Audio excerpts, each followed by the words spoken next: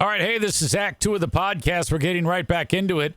If you missed Act 1, go back and listen to that thing. Otherwise, this isn't going to make any sense. Okay, see ya. Well, a true conspiracy theory is what it has to be. Because it's a national security issue.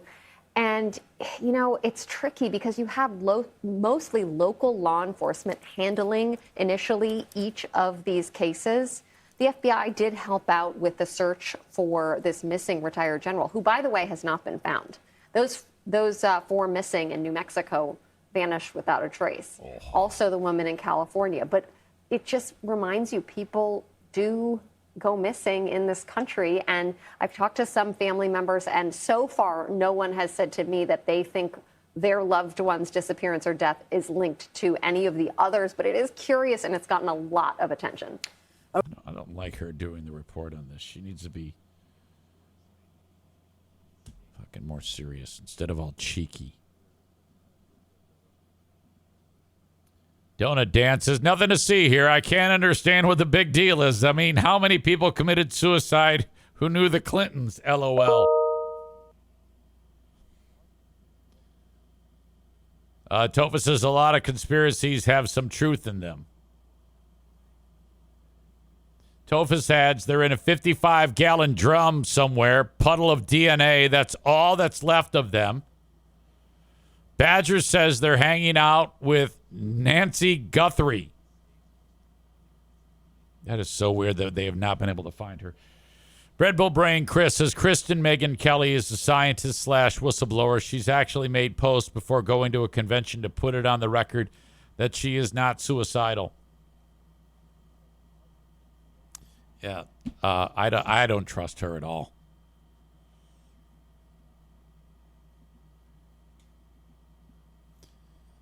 So one of the chicks in New Mexico that vanished last year, the story just came out yesterday that she has just been found dead. Melissa Casillas, a worker at the Los Alamos National Laboratory, has been found. The remains were discovered by a hiker last week in the McGaffey Ridge area of the Carson National Forest, a massive expanse of wilderness that is within driving distance of Taos, the city where she was from. A handgun was found near the remains, state police said. She would have been 53.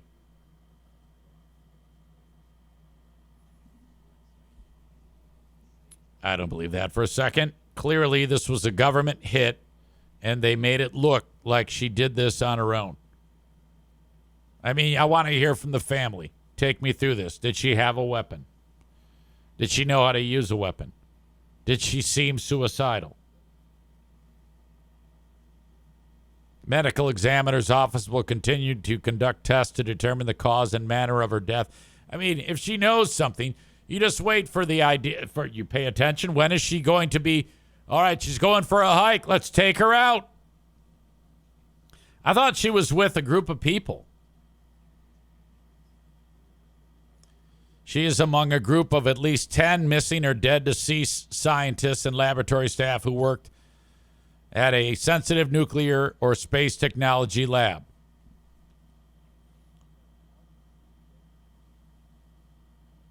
She was employed as an administrative assistant, according to her niece, Jasmine McMillan.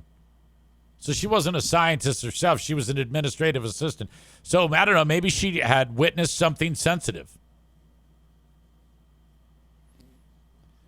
She was reported missing after failing to show up to work or return home that evening after visiting her daughter. Okay, she wasn't hiking with a group. That was someone else. Family members later found her personal belongings, including her ID, purse, and cell phones, which raised concerns about her whereabouts and well-being. Last seen walking alone on a highway wearing a backpack.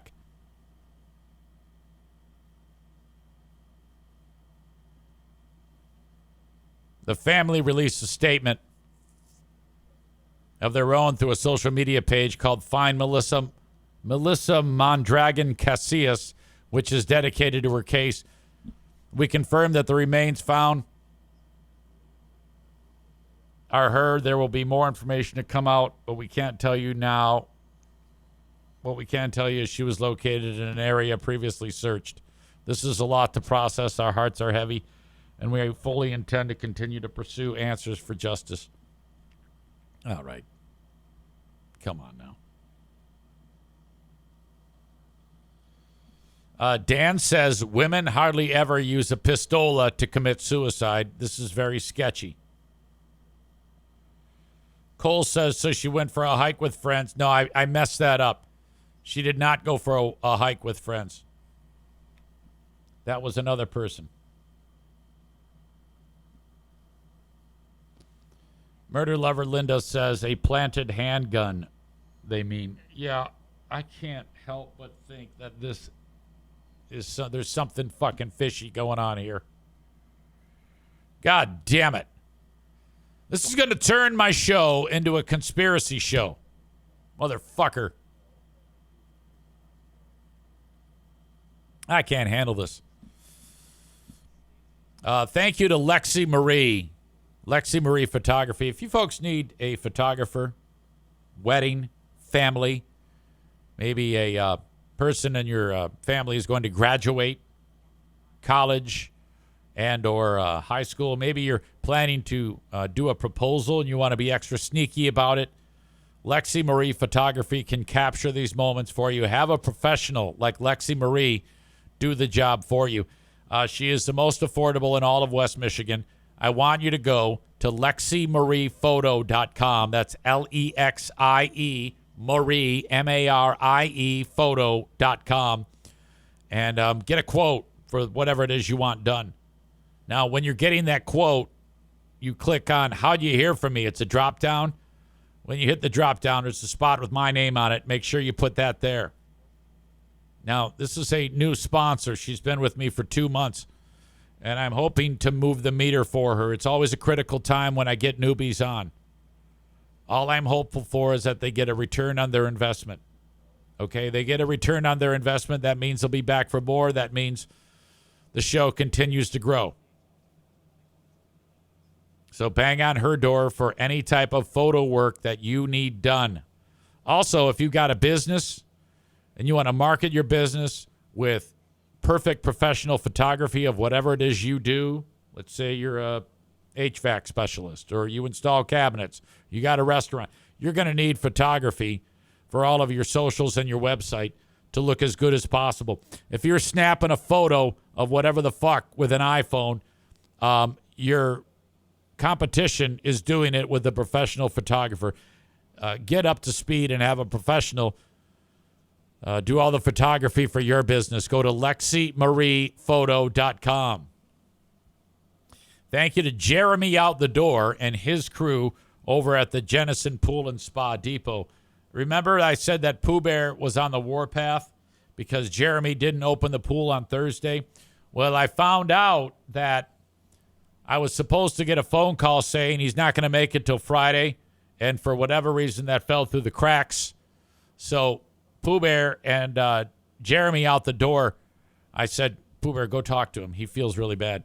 And then she came back and said, I feel bad that I was even mad at him, and he's so damn cute. And he is cute. He's a cutie patootie. So Jennison Pool and Spa Depot, if you want a pool installed, if you want a new hot tub delivered, if you need your pool serviced or your hot tub serviced, call the Jennison Pool and Spa Depot in Jennison, Michigan.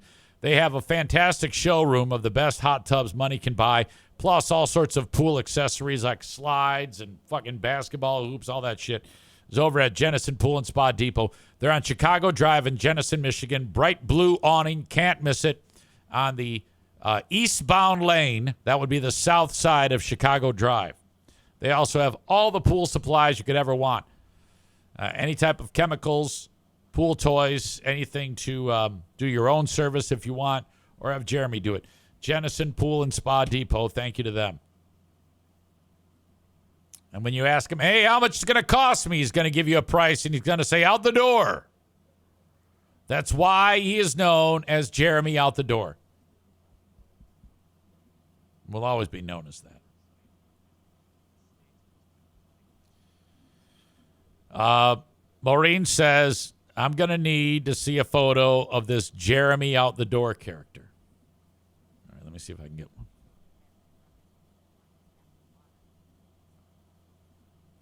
But you're so picky, though.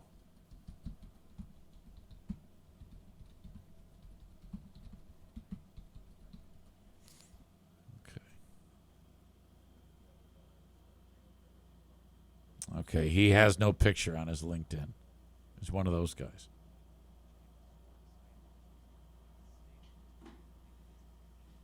I got nothing.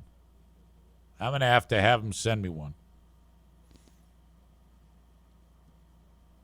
He works his ass off too, Linda. He'd make you happy. He'd service the pool and then your vagina. Maureen says I'm not. I'm not picky. Well, murder lover Linda is.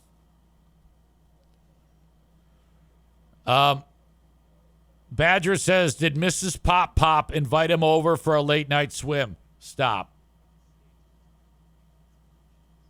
Piano Finger Banger says, Pooh Bear has the hots for the pool boy. I've seen how this ends.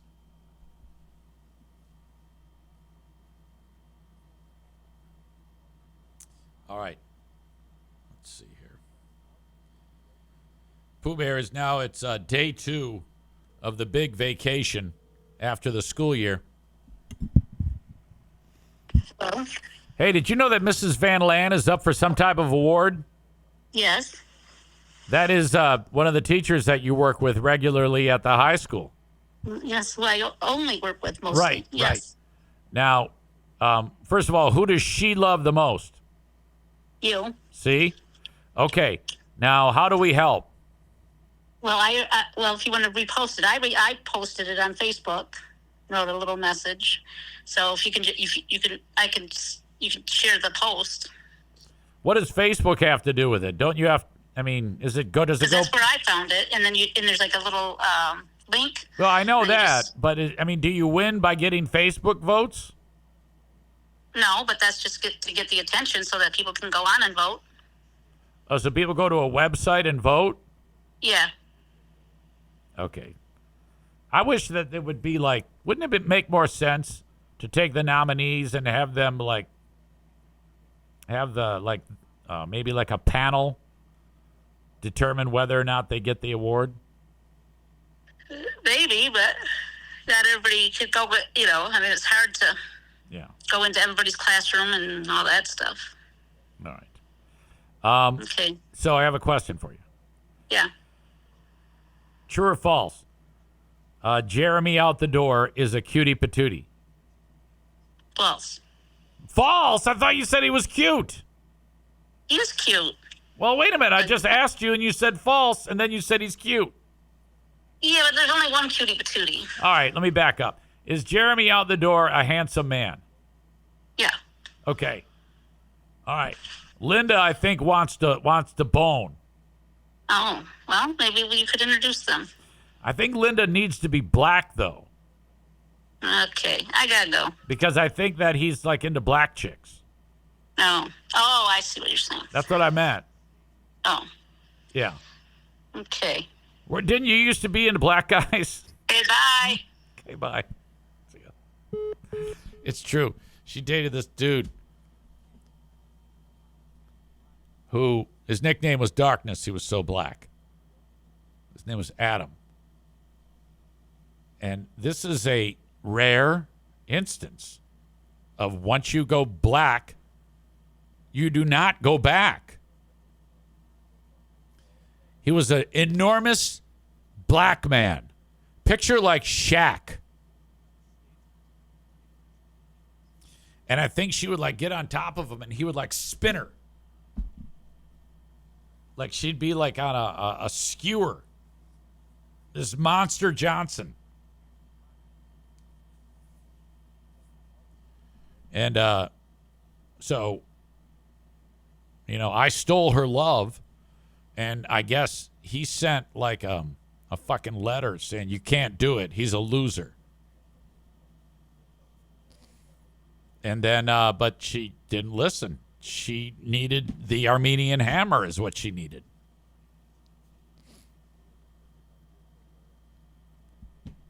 Anyway, it was another guy.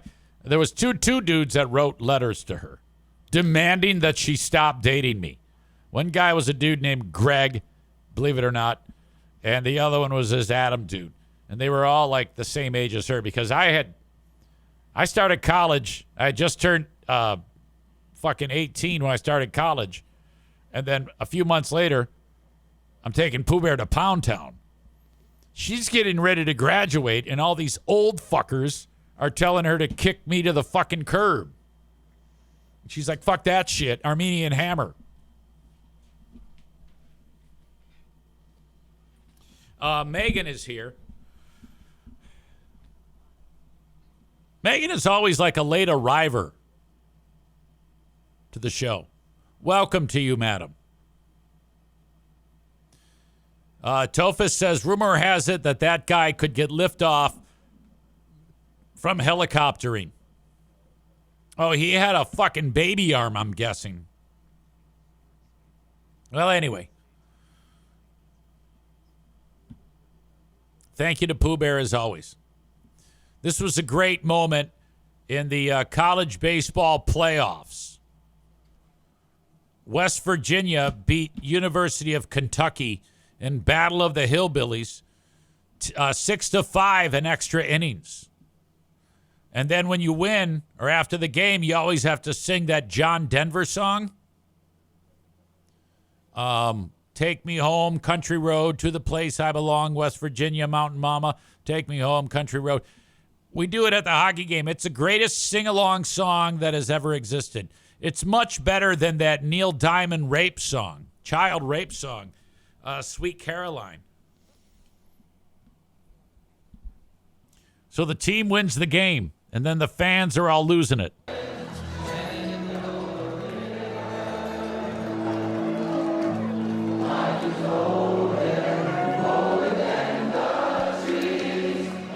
By the way, I'm a sucker for sing-along moments.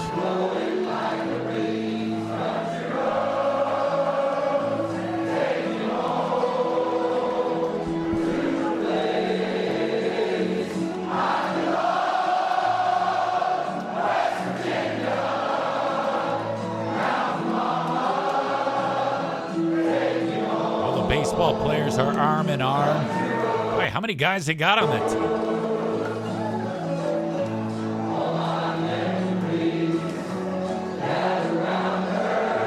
I don't know the words of the verses. I only know the chorus. There's a black guy. Okay, spot the black guy. There's one.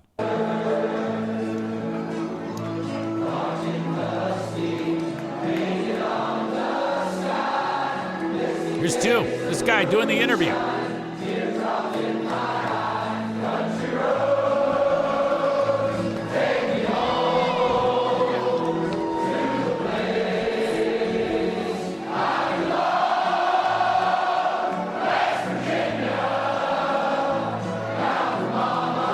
Their Super Bowl. I'm looking for black guys. There are two. Okay, no, 3, 4. 3, 4. Spot the black guy. I hear a voice in the morning. She calls. Okay, now this black guy's on the mic. Radio reminds me of my home far away. Riding down the road, I feel feeling that I should have been home yesterday. What? Yesterday. Let's go. You'll be home. Okay, that's a good moment. And grand total of 4 black people in the camera shots there.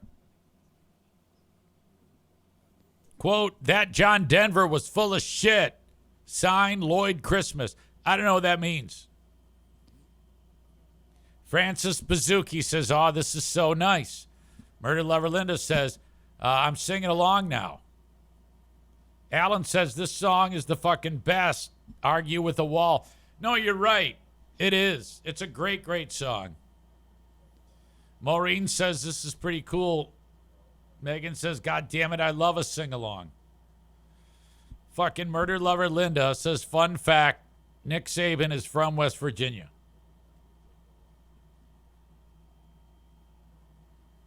John Denver, if you ever did a deep dive on him about his untimely death, he was an idiot pilot. He was not good. He was one of the shittiest pilots that has ever existed. And he had this loser experimental aircraft, and he didn't know how to fucking fly it. And then crashed. It was awful. And I think, as the story goes, that his head actually came off. So when they were searching for whatever they could find, they finally started to find pieces of the craft. And then his body was recovered and no head. And like days later, his head rolled up on the shore, and like some kid making a sandcastle found his melon, like with the glasses still on. Now, I don't know how much of that is true, but in my mind, I want it to be that actually did happen. I think it's fitting. I don't know why it's fitting. I don't even know why I said that. Megan says he deep dove his plane into the ground. No, it hit water. It hit water, which is just like hitting fucking cement, I guess. Anyway. Donut Dan said, yeah, wasn't the Kobe's pilot, okay? The hermit crabs were living in his head, said Alan. I should be watching the baseball playoffs for college baseball. You know what I like, in addition to the baseball, is the ladies softball. God, those chicks can rake. Fucking great. CBS News, 7 properties, a Mercedes G-Wagon, sneakers worn by Kobe Bryant, speaking of Kobe Bryant, and a Mickey Mantle rookie card worth $1.5 million. All of these things were bought with taxpayer money. Paul Randall pleaded guilty in one of the largest Medicaid fraud schemes in California history, diverting more than $270 million in tax funds. Why can't people who are convicted of this just be put to death? We need a swift, certain, and severe punishment. I am tired of coddling these scumbags. I wish I could show you what's behind here, but I can describe. I've seen over a dozen Ferraris, Lamborghinis, a Bugatti, Lotus, and of course the obligatory G-Wagon. These are just some of the assets the government has seized from fraudsters who have taken your taxpayer dollars and bought some of these ill-gotten gains. LA's top federal prosecutor. I wonder if there's a story about a guy who owns radio station in Grand Haven taking PPP loans. Bill O'Saley showed us around this U.S. Marshal's warehouse. It should offend every American taxpayer that these people are taking advantage of the system and enriching themselves. These items had been owned by Paul Randall, who pleaded fat-faced, fucking perm-headed asshole. Guilty to wire fraud this year in one of the largest Medi-Cal fraud cases in California history. He submitted above $270 million worth of claims to the state of California through Medi-Cal. He was paid $170 million. $170 million of hard-earned tax dollars. That's correct. I'm inside a government facility full of a few dozen very expensive vehicles, as well as some items that were purchased, according to the government, with your taxpayer dollars through various fraudulent means. I'm looking here at autographed, dated Kobe Bryant sneakers. These are actually worn in game, where he scored 42 points versus the Clippers, as well as okay, he's going over the cards. Rare mantle. Basically, no questions asked. He basically exploited a loophole in the state's processing system. That loophole, court records show, meant healthcare providers got reimbursed for prescription drugs that were not medically necessary, and often not even given to patients. So we've seen this guy's cars, we've seen his sports memorabilia collection, including a $1.5 million Mickey Mantle baseball card. Now I'm walking. What I'm curious about is what happens to all this shit. I guess it would make sense to liquidate it and then give the money back to someone who, I mean, what happens now? Up to one of his properties, he had 7. I'm not suggesting that the taxpayers get it back. I think that would be very difficult to do, and I don't even know if it would matter. I mean, it would matter. I mean, it's a lot of money, but it's all fucked up. There's got to be a way to do something good with those seized items there, and in some way use that money for something positive. This is the house that he lived in, and I can't even get close to it because it's a compound, it's an estate. You see the gates there, right behind me. That's the property line. And way back behind me, you can barely start Thanks climbing into for an the fucking exclusive corner of Orange County. It's 8 bedrooms, 10 bathrooms. 8,500 square taxpayer funds. Let me tell you what a piece of work this Randall guy was. He's got 6 prior convictions for fraudulent conduct, and he was out on bond waiting sentencing when he started this new scheme. He was effectively on bond when he Yes. decided to defraud $170 million more. Yes, it's crazy. Who's responsible for the breakdown of the system? Obviously, there's a breakdown in the criminal justice system. If this guy was able to have 6 convictions and never did any real prison time. Randall faces up to 30 years in. That's a face of someone you just want to take a shot put and bury it right in between the eyes until it comes out the others. Just grind it in there until it actually comes out. Federal prison. He didn't want to talk to us for the story. The federal government will try to recover some money by auctioning his assets.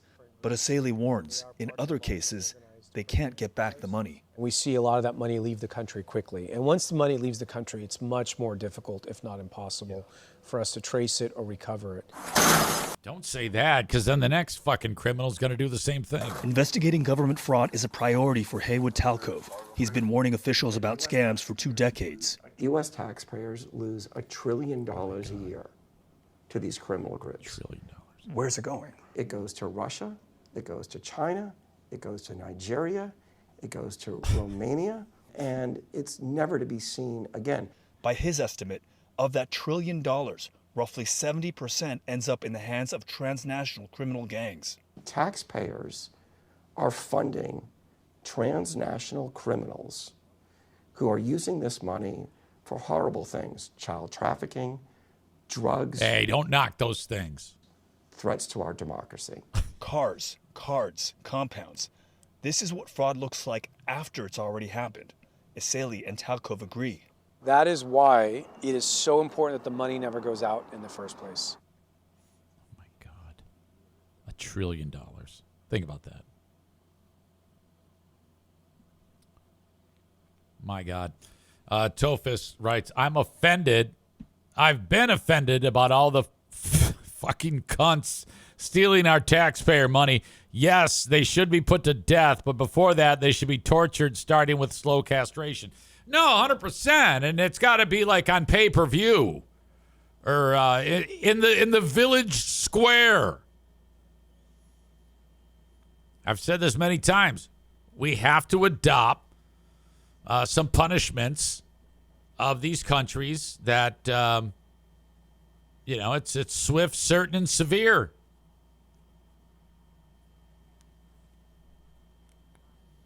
Donut Dan with just think of all of them that fly under the radar for not taking enough to raise eyebrows. Dan adds, no way. You mean people who should not be in this country but are constantly allowed to stay and defraud us are allowed to continue doing it? I'm shocked. Well, I don't know if he's saying that. I mean, he kind of spelled it out for us, where that money goes. But I don't know if it's necessarily as black and white as what you're suggesting. I mean, I get where you're coming from. Cole adds, all of our tax money goes to other countries for fraud, mostly fraud.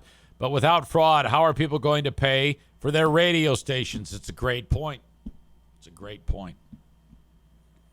Producer Joe, he had those radio stations. That's how he started his radio ownership career, with PPP money. We know about that.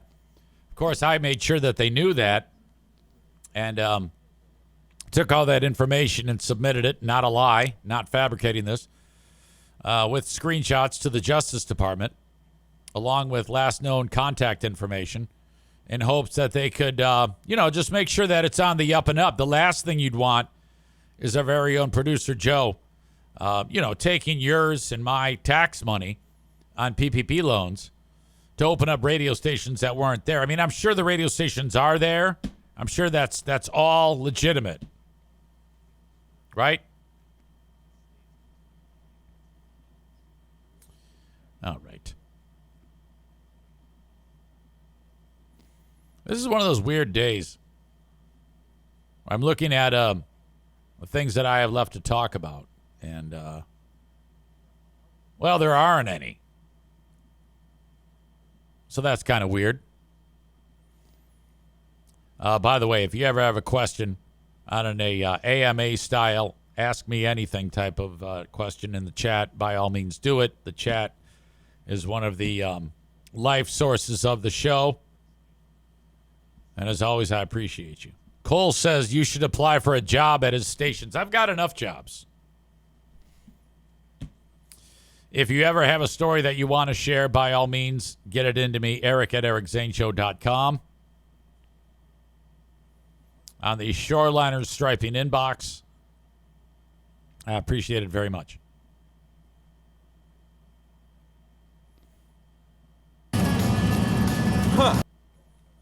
This is what Bread Bull Brain Chris was referencing earlier. Expected the Rocky Mountains to be a little rockier than this. I was thinking the same thing. That John Denver's full of shit, man.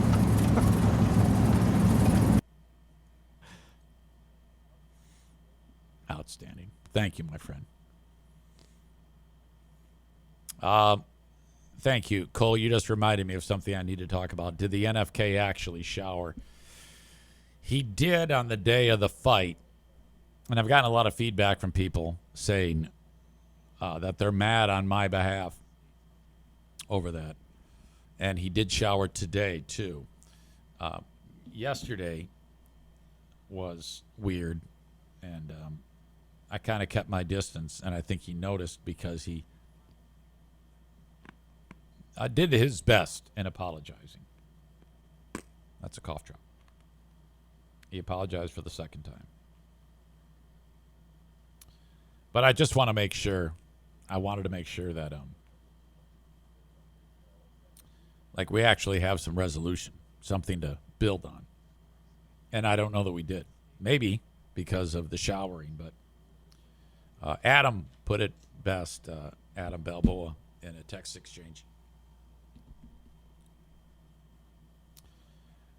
This is the exchange. I'm listening to today's show about the NFK. I got no advice, but fuck that. I said he apologized again to me, but I think the damage is done. Total catastrophe. From what you said about him, he sounds like he has enough faculties to understand that. It's just laziness. I am not sure what to do, but taking that route seems unacceptable. Maybe treat him like a kid. We have rules in this house and we live as a community. One of the rules is you take a shower, and it's a rule for everyone. If you don't do it, bye-bye cable. If that doesn't work, punch him in the gut. Yesterday comes and goes today. He's back at it. I can't stop thinking about the NFK story from yesterday.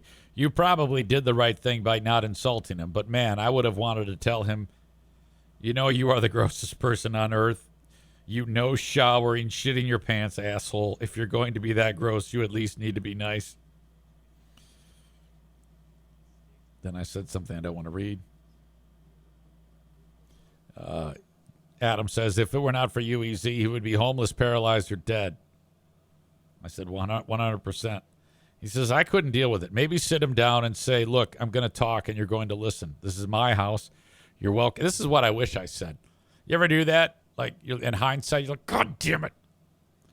You're welcome to stay, but I will not be talked to that way, nor will anyone in the family. It's a rule that applies to everyone. If it weren't for me, you'd be homeless or dead. You went from staring at a fucking wall for 16 hours a day. Now you have your best life ever. So you either follow these simple things I ask or find a new place to live. I forgive you and thank you for apologies, but our relationship is damaged. And then I wrote, this is excellent. Thank you. I might save that one and just read it to him. I think now we've gotten, like, we're in the letting it go, moving on phase. So I don't know if it would be a good idea to take, enough time has passed to suddenly drop down and say, hey, this is how I feel. And I think he's getting the message, but God damn it, did that suck ass. Fucking horrible.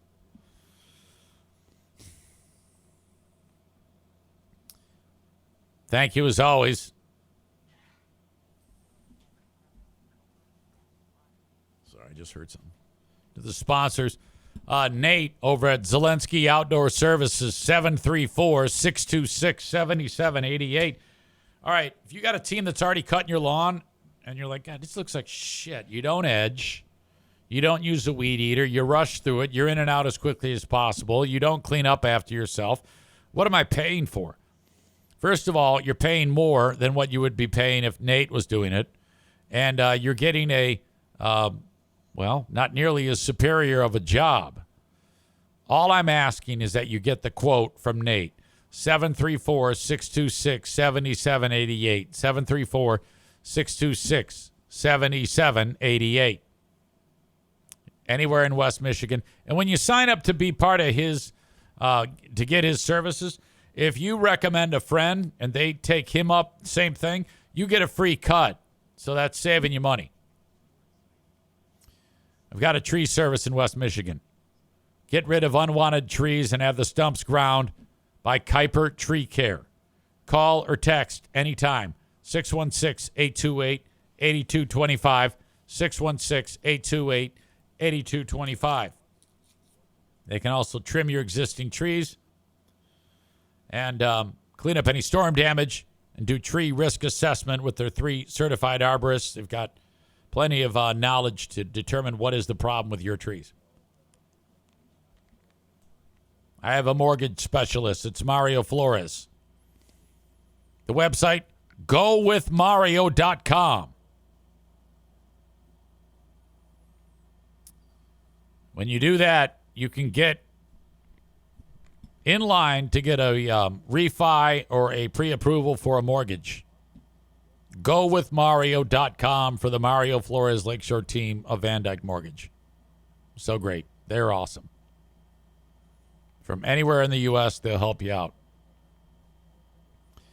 Can't forget about Frank Fuss from My Policy Shop Insurance. If you need any type of health care through the marketplace, don't be a fool. Have Frank do it for you.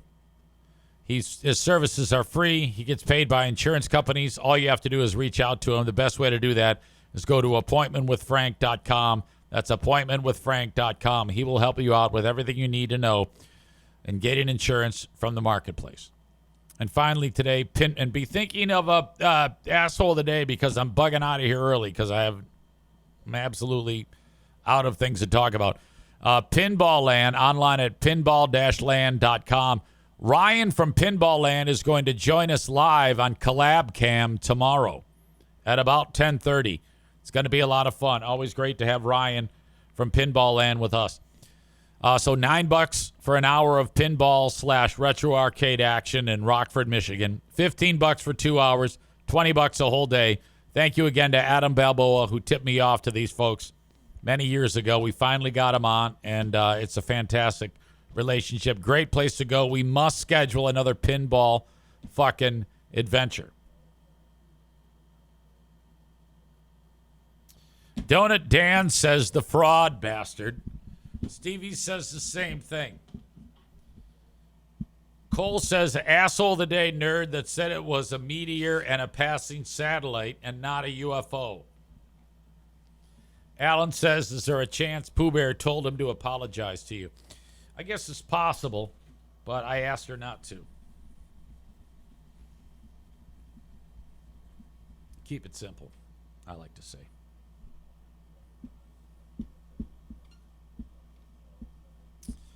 All right. Join me on the Patreon bonus a little later on. along with new audience member people equals shit. The asshole of the day is the fraudster we talked about. Fuck that guy. Rot in hell, you fucking fat-faced, perm-headed son of a bitch. Thank you, as always, for being part of this show. You guys are awesome, the absolute best. I appreciate you so very much. That is it for me. I'll talk to you on the Patreon bonus podcast a little bit later on. Reach out, Eric at ericzaneshow.com on the Shoreliner striping. For Bruce, Darla, and O'Neill, and Pooh Bear, and the NFK, I guess. Have a good one. Till next time, bye-bye.